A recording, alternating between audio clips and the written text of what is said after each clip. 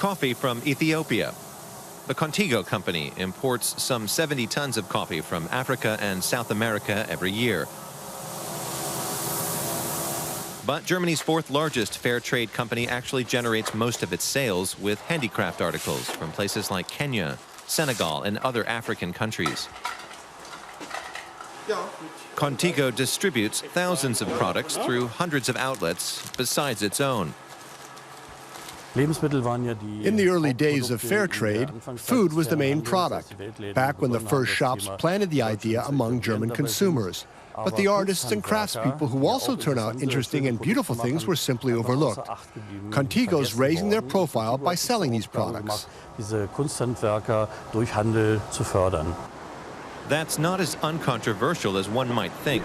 Consumer advocates are highly critical of some fair trade products. While a myriad of questionable labels all claim fair trade status, there's another aspect.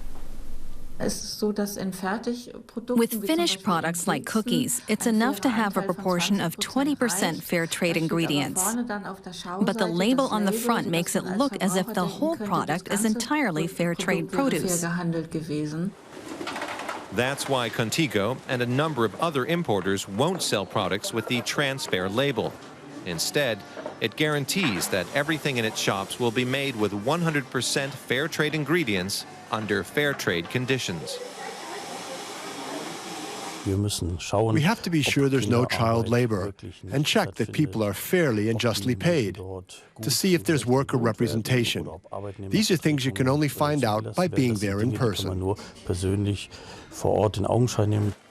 But it comes at a price. A pound of coffee at Contigo costs 12 euros, rather than the typical 4 euros for standard supermarket coffee. There are few bargains to be had at Contigo, but still plenty of buyers. We can see that especially with young people. The awareness of fair trading practices and product origins is higher than among older generations. And younger people are more inclined to ask where a product comes from. To make sure those youngsters keep coming back, Contigo keeps a close eye on fashion trends. Its in-house designers produce the latest patterns for their suppliers in Africa, South America, and Asia.